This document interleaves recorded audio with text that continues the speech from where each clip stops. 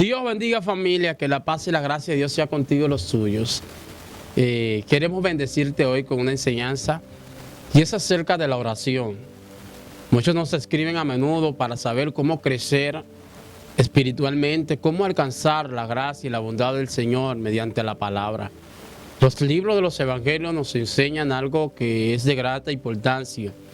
Y es como los discípulos de Jesús se acercan a Yeshua y le dicen que le enseñes a orar como oran los discípulos de Juan.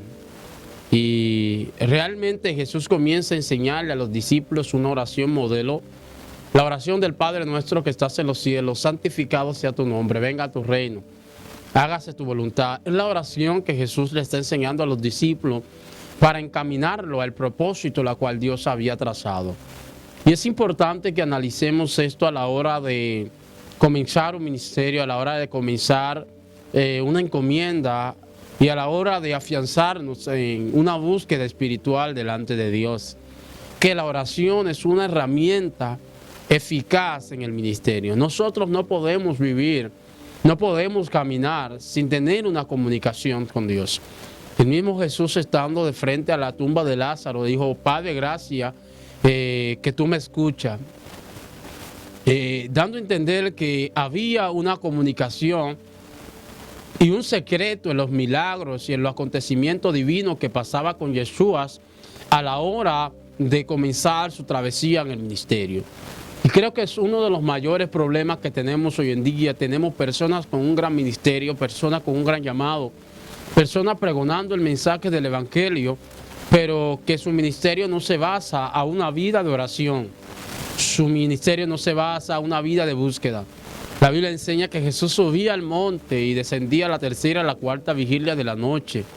Y cuando Jesús descendía tenía capacidad de caminar sobre las aguas. Tenía la capacidad de hablarle a los vientos y a la mar y a toda tempestad y que todos lo pudiesen escuchar conforme a la autoridad que había delegada en él. Pero la pregunta es, ¿cómo Jesús fue otorgada esa autoridad? Sino mediante una búsqueda, mediante la oración. Por eso la preocupación de Jesús con los discípulos era que los discípulos oraran. Pero ¿de qué manera Jesús quería que ellos oraran? Que oraran sin cesar. Es decir, que tuviesen una rutina de búsqueda, pero mediante la oración, mediante el ruego. Sabemos que en el libro de Hechos, cuando Jesús deja a los discípulos, lo deja en un aposento, no hablando, dicherchando, chateando. Lo deja en un sometimiento de oración para recibir el poder del Espíritu Santo. Es decir, que un creyente que no tiene una vida devota en oración, en búsqueda, en sometimiento al Señor, no podrá recibir dicha promesa del Espíritu Santo, no podrá conocer. Porque Dios le dice a Jeremías: clama a mí. La palabra clamar es buscarme, rogarme, y yo te mostraré cosas grandes que tú no conoces. Es decir, de la única manera de Dios abrirte los ojos físico y espiritual es mediante a una búsqueda en oración. Varón, ¿cómo puedo orar si yo trabajo? ¿Cómo puedo orar si tengo que ir al cole? ¿Cómo puedo orar si tengo que ir a la universidad? ¿Cómo puedo orar si tengo a mis hijos en mi casa? ¿Cómo puedo orar si el afán, la ansiedad no me deja hacerlo? La oración no es sencillamente hincarse, la oración es una comunicación diaria con el Señor. Puede ser a través de un pensamiento, puede ser a través de una idea. Usted tiene que estar conectado 24/7 con el Eterno, decirle: gracias, Señor. Jesús dijo: gracias, Padre. Note esto, vaya redundancia, porque tú siempre me escuchas. Pero Jesús no estaba de rodillas, Jesús estaba parado entre una multitud que estaba gritando a alguien que había fallecido, conocido como Lázaro, a una hermana consternada, a una hermana triste, amargada, porque le había dicho Jesús: si había llegado a tiempo, mi hermano no hubiese muerto. Jesús está diciéndole: gracias, Padre, porque tú me escuchas. Es decir, que la oración no es estar en un estado, no, es una vida, una rutina, hermano. Usted tiene que estar conectado en un diálogo permanente con el Señor, hablándole de los acontecimientos, tanto físico y espiritual que le acontecen. Usted tiene que tener esa comunicación diaria con el Señor. Y es uno de los factores que estamos peleando, el factor de la oración. La oración produce liberación. La oración produce bendición. La oración produce sanidad. La oración. La Biblia dice, y pondremos la mano sobre los enfermos y ellos sanarán. Jesús tenía esa vida de oración. Jesús tenía esa vida devota. La Biblia enseña que Pedro y Juan también iban a la sinagoga. Pero aquí a la hora novena a orar, a buscar una consagración con el Señor, y pudieron hacer un milagro a un hombre que estaba cojo de nacimiento.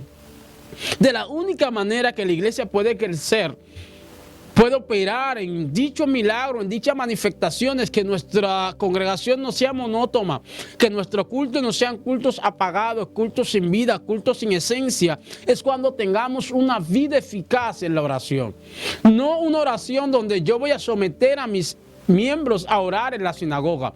Yo voy a someter a mis miembros a orar en la iglesia. Y tienen que orar porque hay una semana de oración. No, eso no es la oración que tiene poder. La oración que tiene poder es la oración voluntaria. La oración que yo ejerzo en mi casa, en mi habitación. La oración que yo ejerzo cuando no hay nadie delante de mí. Esa es la oración eficaz.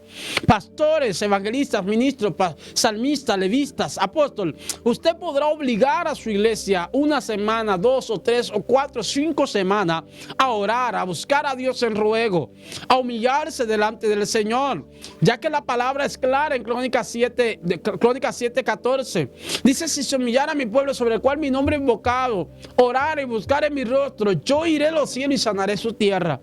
Dios, de la única manera, si oramos, si rogamos, si buscamos, si nos inclinamos a Él, es donde vendrá la sanidad, es donde vendrá la prosperidad, es donde vendrá el avivamiento, es donde vendrá la reforma en nuestra iglesia, en nuestra casa, en nuestra familia. Nosotros queremos avivamiento, nosotros queremos reforma, pero no tenemos una vida de oración, no tenemos una vida devota al Señor, no sabemos comunicarnos con la existencia. Ayer las personas consultaban a Dios antes de hacer algo. Hoy la gente hace algo para luego consultar a Dios. ¿Por qué? Porque se ha perdido la pasión. Daniel oraba 3 veces al día para estar conectado con lo que realmente Dios quería hacer. Si te levantas hoy en tu ministerio, en tu llamado, en tu asignación, en el propósito que Dios delegó en tu vida, y comienzas a orar, comienzas a buscar a Dios con fervor, con ansia, con amor, con pasión, es ahí donde Dios se va a manifestar a tu vida, a tu casa, a tu familia, a tus hijos. Pero ¿de qué manera Dios se va a manifestar?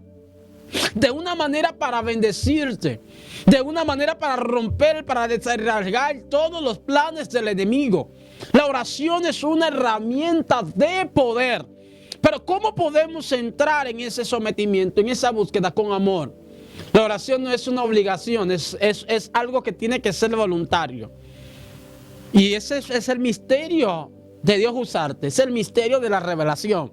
Si hablas mucho con Dios, Dios habla mucho contigo. Y si Dios habla mucho contigo, Dios te va a contar cosas que tú desconoces, cosas que tú no sabes que pueden acontecer a tu vida. Dios te bendiga y Dios te guarde. Recuerda, suscríbete y activa la campanita. Que mi papá Dios te bendiga hoy y siempre. Shalom.